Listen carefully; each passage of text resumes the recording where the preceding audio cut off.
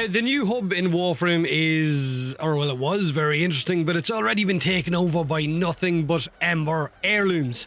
Warframe is going to get 3 updates between now and the end of year. The Lotus Eaters, which is a 1999 prologue, an unannounced update to be shown later at the Tokyo Game Show in September, and Warframe 1999. So it's going to be a very busy year, Tenno.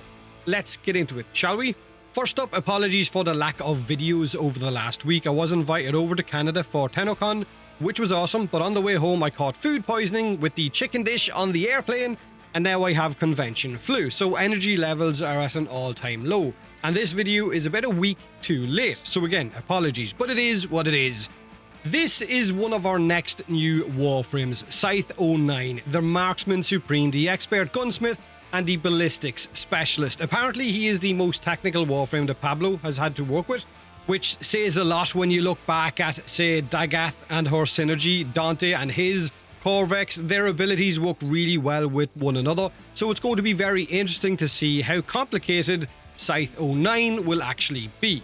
Now, he has got a signature rifle, or what looks like a machine gun, kind of belt-fed machine gun, in the relay. He is incredibly cocky or arrogant, to the point that some of the players in the Warframe community already hate him, and a lot of the community are already thinking he might possibly have some sort of exalted ability.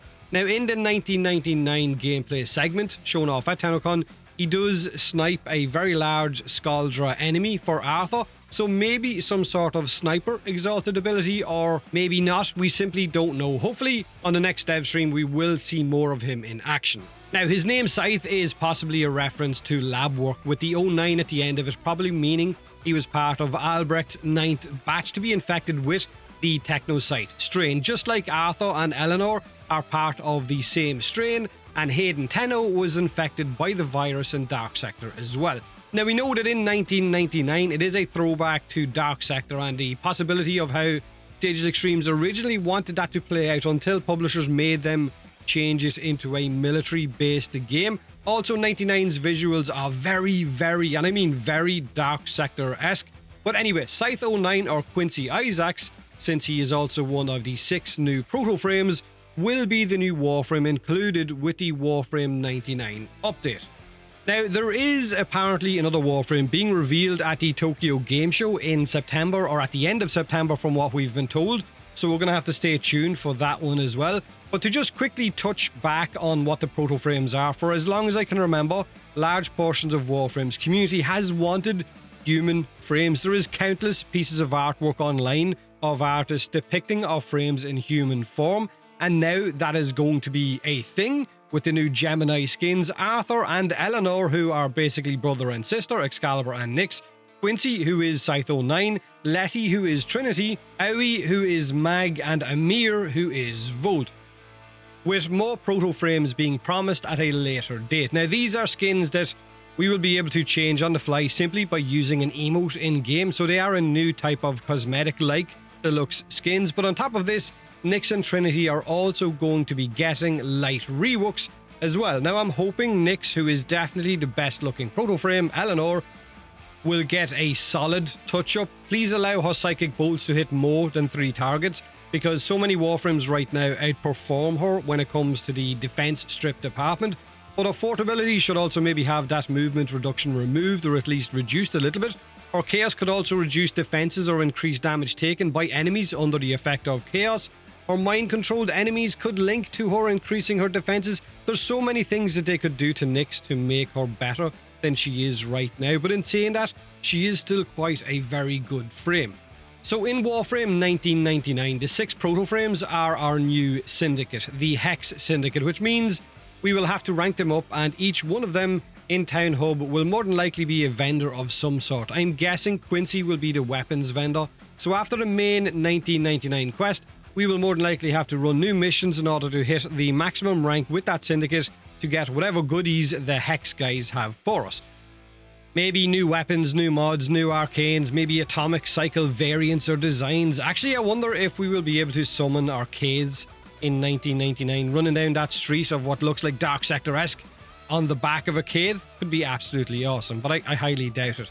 Now, this is Major Mommy, or Major Neki Rusalka, one of, or maybe the main leader of the new enemy faction, the Skaldra. What looks like a mix between the Infested and Grineer. Now, a lot of these enemies seem to have vials of what looks like acid on their bodies somewhere, which is also apparently their weak points. This acid is probably what they use to combat the tech rot, which is the Infested in 1999. So Rusalka in Warframe right now is a mission node on Sedna, and she does give off very strong Keladathame vibes.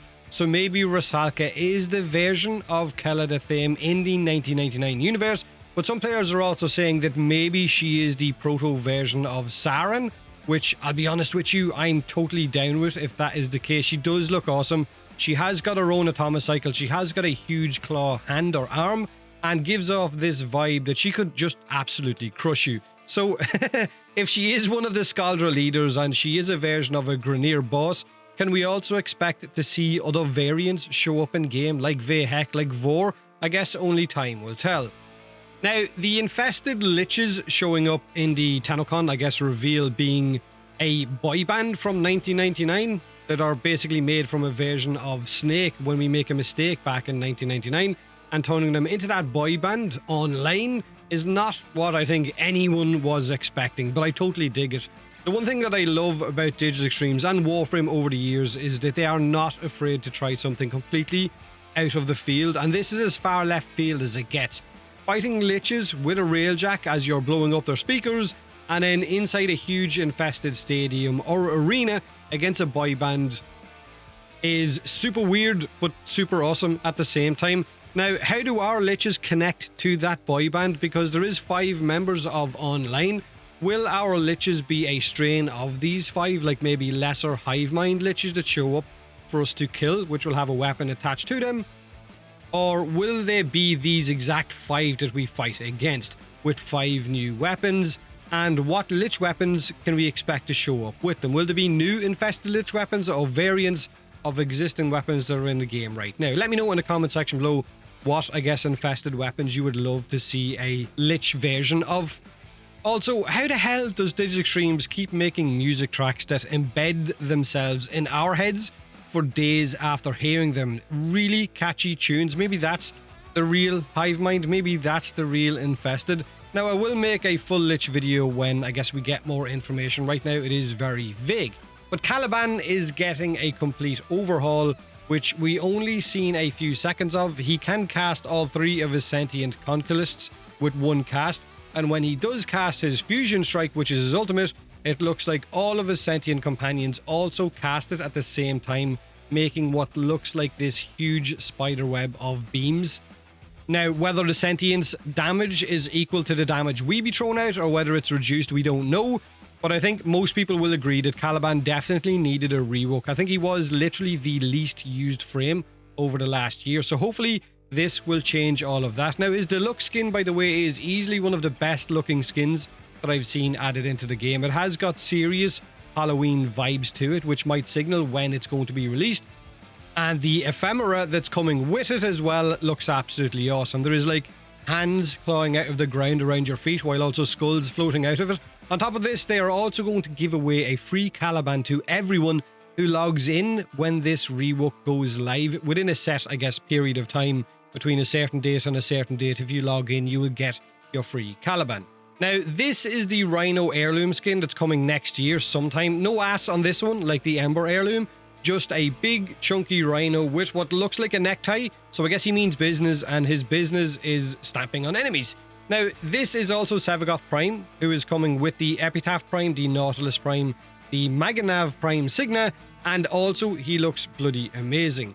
Also, Sevagoth being primed means we've skipped several Warframes that were due to be primed before him, but maybe that's because in 1999 it looks like there is going to be a bit of Railjack content with the Infested Liches, which makes adding Sevagoth as a prime a better option since he was a Railjack pilot, which might mean he's going to be easier to farm, or it might mean that someone at DE just really likes Sevagoth and they wanted to skip some of the other frames, or some of the other frames were a little bit more complicated. Honestly, it's a bit of a weird one to have Sevagoth before some of the other primes. I think it's Zaku, Yareli and Lavos.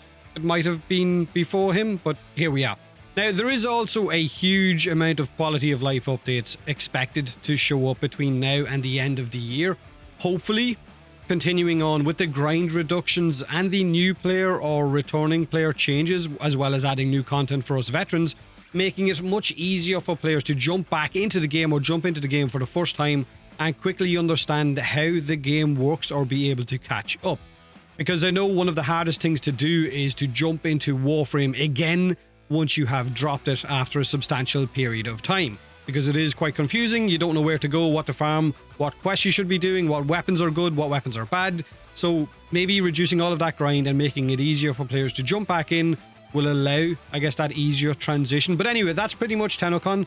I will do a separate Soulframe video because I feel like it deserves it.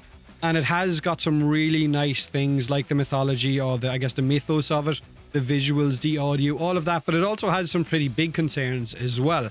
The good thing about, I guess, Soulframe is that it is still in its prelude phase or pre-alpha. So they have got plenty of time left to work out the kinks. But like I said, I will do a separate video for that. Have a great day. Have a great week. As always, thanks for watching.